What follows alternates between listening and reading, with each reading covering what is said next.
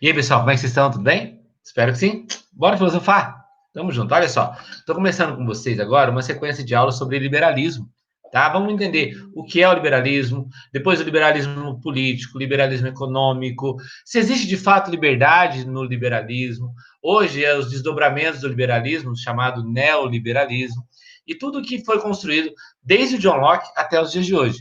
Espero que seja comigo nessa conversa. Bora filosofar.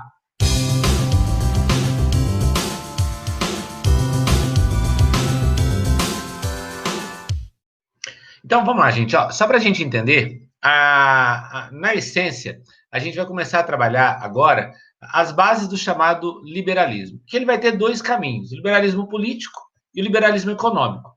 O liberalismo político, ele nasce no iluminismo, principalmente com John Locke, na Inglaterra, e com Barão de Montesquieu, na França.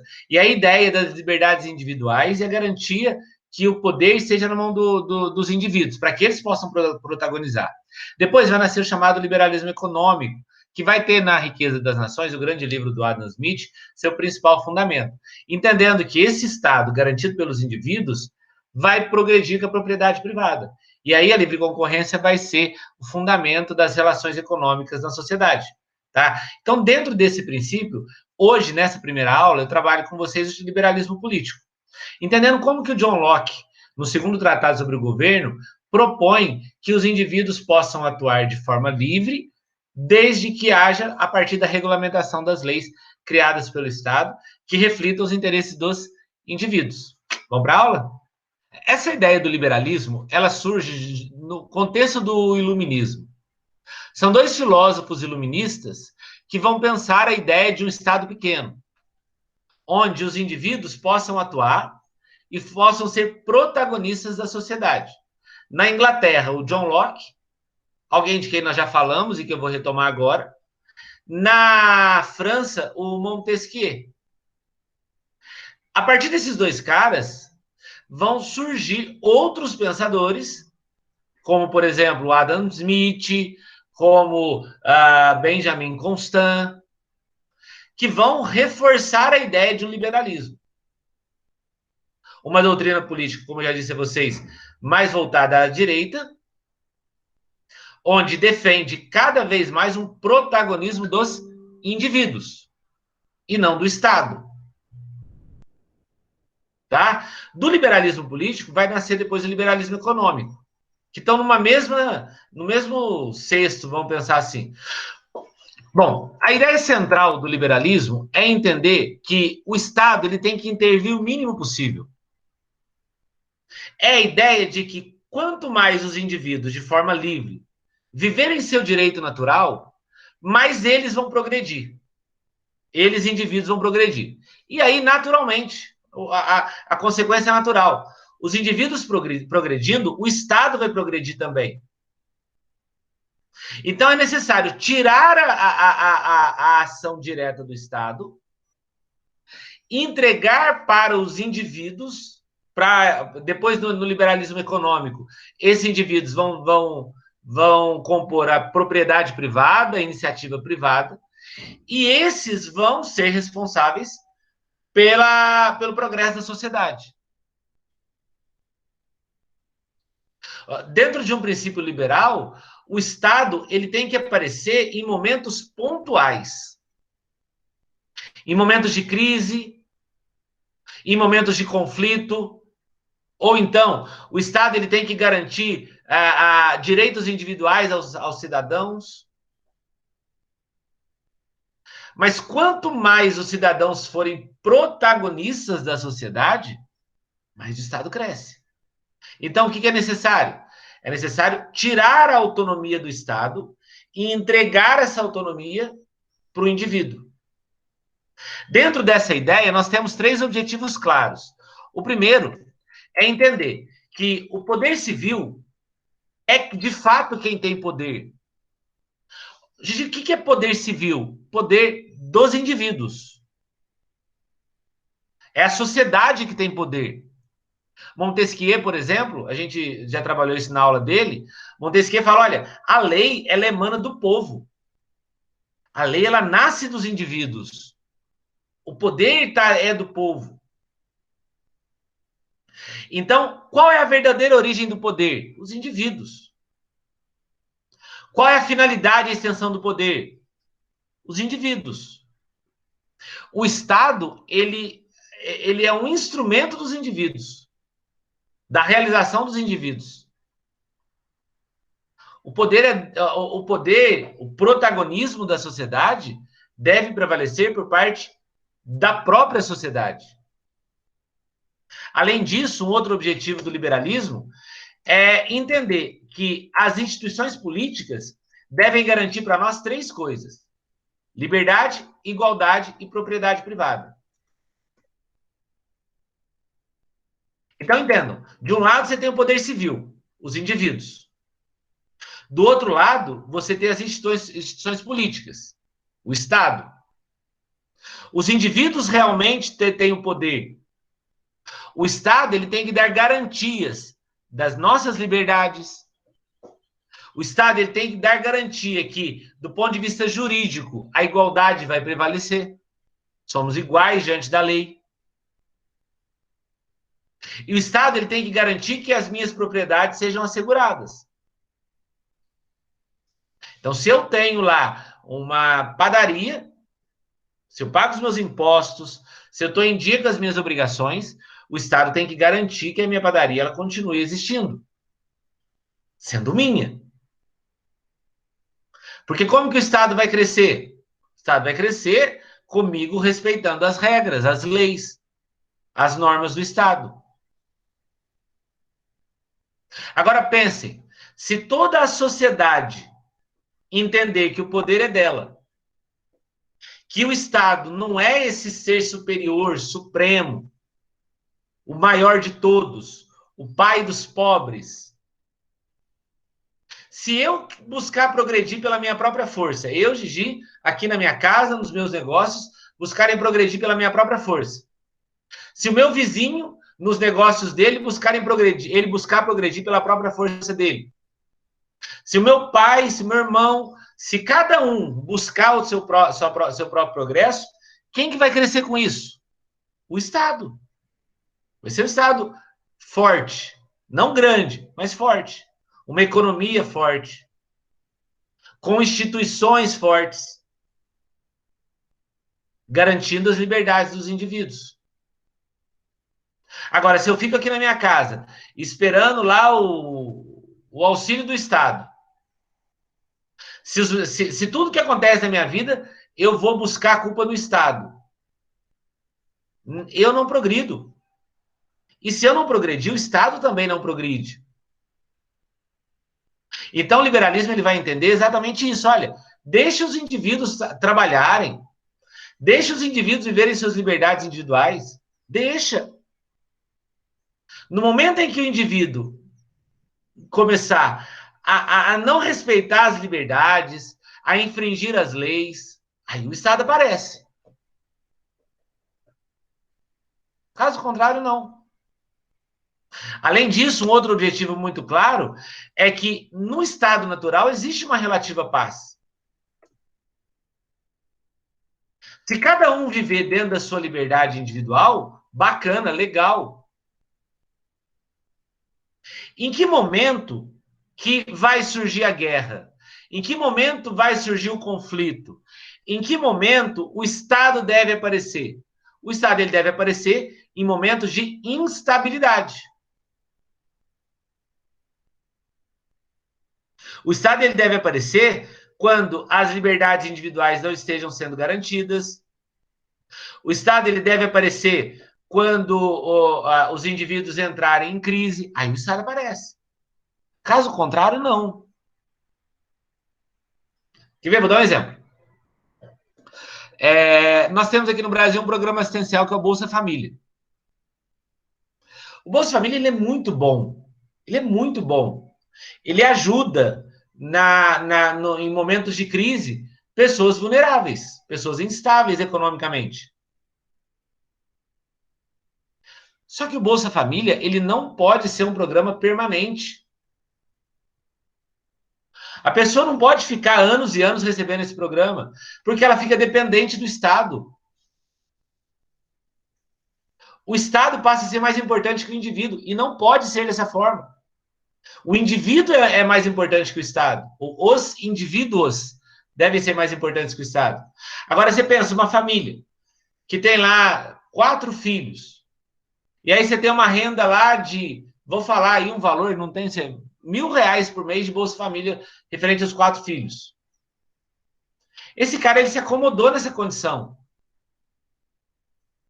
Esse cara, ele vai permanecer sempre preso a esse auxílio, ele nunca vai progredir. Porque o Estado é o seu pai. Porque o Estado garante para ele. Não. Como deveria ser o Bolsa Família, na minha opinião? Olha, você vai começar a receber esse auxílio. Esse auxílio ele vai ter um período, vamos falar assim, de 2 anos. Nesses 2 anos, você precisa buscar aperfeiçoamento profissional, buscar emprego. Em 2 anos, você vai arrumar um trabalho. Ao final desses 2 anos, acabou o auxílio. Porque isso vai motivar o cara a progredir. Então, houve um momento de instabilidade, um momento de crise, onde o Estado apareceu, e quando as coisas voltaram ao normal, o Estado desaparece. Dentro do liberalismo, nós chamamos isso de mão invisível do Estado. O Estado está aqui. Quando necessário, ele aparece. Pessoal, alguma dúvida nessa primeira parte? Ou está tranquilos e favoráveis? Está tranquilos, favoráveis. Então, vamos seguindo. Vamos lá. E aí, a gente fala de 2 pensadores liberais. Eu falo com vocês agora de um primeiro. Aliás, nós já até falamos dele, John Locke, que é o pai do liberalismo. E aí depois eu falo do Adam Smith, tá? Que é o cara que vai dar continuidade ao liberalismo do John Locke. John Locke é um inglês do século XVII. Ele não é estranho para vocês, nós já conversamos sobre ele, tá? Contratualista, pensa na ideia de um contrato social. E o que é o liberalismo do John Locke? Ele vai dizer o seguinte: olha, o poder político. E quando eu falo poder político, quando o John Locke está falando de poder político, ele está falando do Estado. O Estado, ele tem que fazer leis. É função do Estado legislar, criar leis. E essas leis do Estado devem o quê? Devem regulamentar a relação dos indivíduos e devem proteger a propriedade privada. Como assim? Por exemplo, eu não posso, aqui na minha casa, fazer um churrasco às 2 horas da manhã, botar um funk pancadão no último nível do som e fazer festa aqui.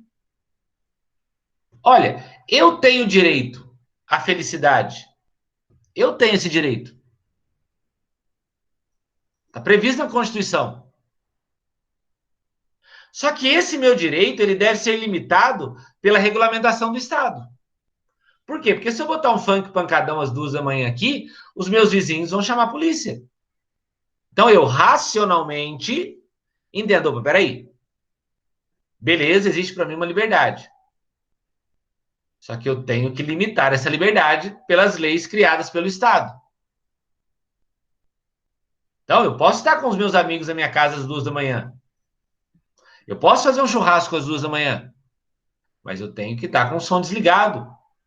A conversa tem que ser num tom de voz baixo. Porque existe uma regulamentação que limita as minhas liberdades. Então, é nessa hora que o Estado apareceu. O Estado ele não acabou com a minha liberdade. Ele regulamentou a minha liberdade.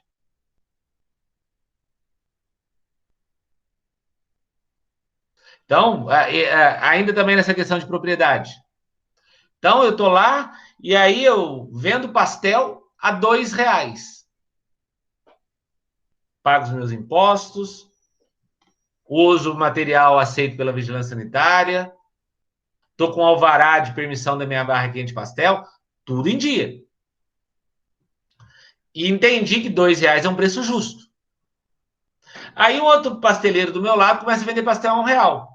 Meu, se ele está em dia com todas as obrigações dele, com todas as regulamentações dele, o Estado não pode falar que ele tem que vender a R$ 2 e todo mundo vender o mesmo preço. Não. O Estado, ele aparece quando? Opa, peraí, esse cara está vendendo R$ 1, mas ele não tem um alvará. Olha, ele está vendendo com produto vencido, ele está fazendo pastel com farinha vencida. Por isso que ele vende mais barato. Então, o Estado vai lá, notifica ele tem que comprar produto, o produto não vencido, está com alvará, então, não tem como vender a menos de R$ 2. Aí, nessa hora que o Estado apareceu. O Estado não tarifou o preço do pastel. O Estado, ele criou as obrigações para que tanto eu quanto o outro pasteleiro possamos vender pastel. O Estado não acabou com a minha liberdade aqui no meu churrasco. Ele criou uma regulamentação que me fez, às 2 da manhã, não estar com um funk pancadão no último nível de som. Esse é o poder político, onde as liberdades individuais são garantidas, mas elas são regulamentadas pelas leis criadas pelo Estado.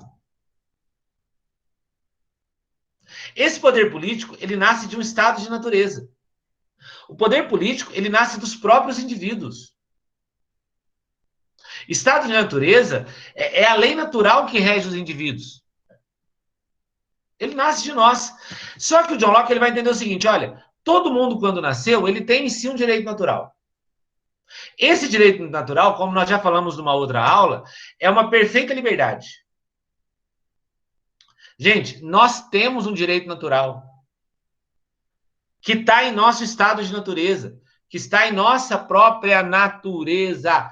Por exemplo, vamos falar agora em tempos de Covid. Nós temos um direito natural, que é o direito ao lazer. É um direito natural. O uso do lazer é uma perfeita liberdade. É uma lei natural. Isso está previsto na Constituição. Só que o Estado, ele apareceu nesse tempo de Covid, falando, olha, eu entendo que você tem direito ao lazer, porém, nesse momento, para evitar crise, para evitar instabilidade, que seria, por exemplo, o aumento do número de contágios pelo vírus e outras coisas tantas, o Estado faz o quê? Ele limita as nossas liberdades. Essa perfeita liberdade fica limitada. Então, por exemplo, eu amo jogar futebol. Amo jogar futebol. Sou um goleiro razoável.